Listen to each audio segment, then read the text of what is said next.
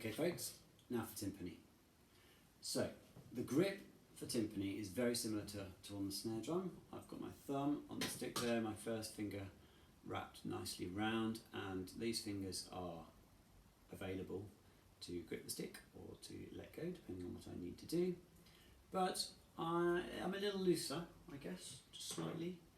And unlike the snare drum where I had that A shape with my wrists towards the ceiling, I tend to play the timpani a little bit more thumbs up. The reasons for that are because rolling is single strokes, it's not bounced anymore, and I find it quite easy to allow the head to do some of the work because these are very bouncy heads. And also we're going to use our arm a lot more for dynamics rather than just our wrists on the snare drum, like we talked about before, and we'll come on to that in a minute. Now when you're hitting the drum, remember that there is a sweet spot on the drum head, which is about 10 centimetres in, that sounds good. And if you go too far near the centre, you're going to get a dead sound. It's very important that whichever drum you're using that sweet spot there.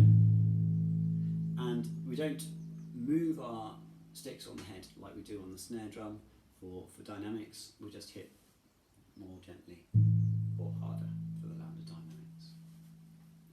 Okay, rolling. So I've already said that rolling is single strokes. It's not bounced like the snare drum. It's one after the other, nice and neat and tidy. I'm allowing that head to do a little bit of the work because it's such a bouncy head, and I'm using my fingers to guide it, but essentially it's just lots of little tiny hits one after the other. And as we've said before, dynamics are done by height. So a nice quiet roll will look very neat and tidy and small. As you get louder, you can use more height, and you can actually use a lot of height to get that loud dynamic. Here we go.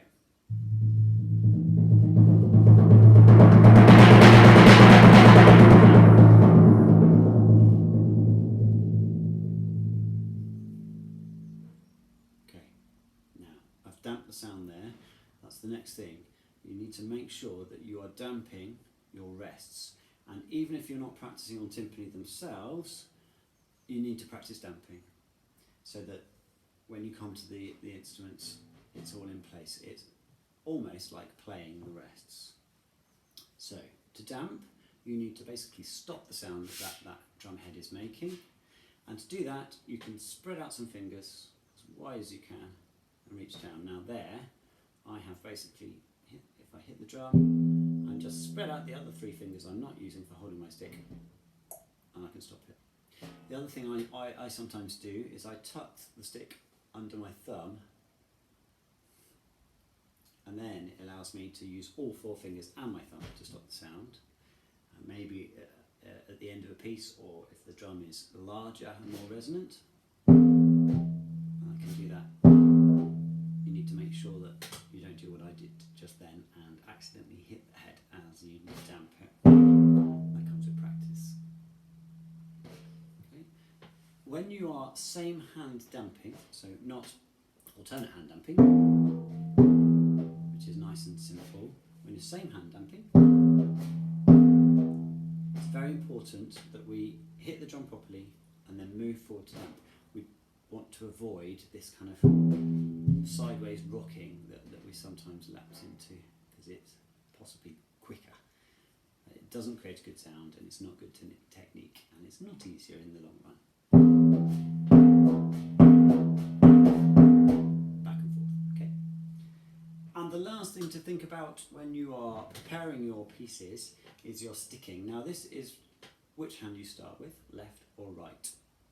And generally if you've got a little phrase, you might just write a left or right at the beginning of the phrase, which then tells you which hand to start with, and then will enable you to get where you need to go simply enough.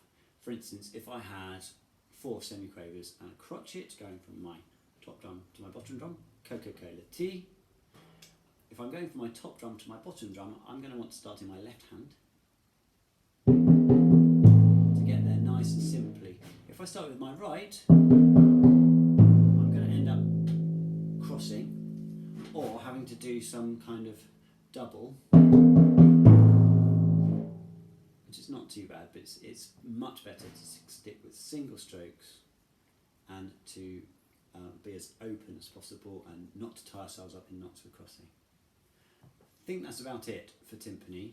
If there's anything in particular you want, again, get in touch and I can do you an extra video or be in touch to help.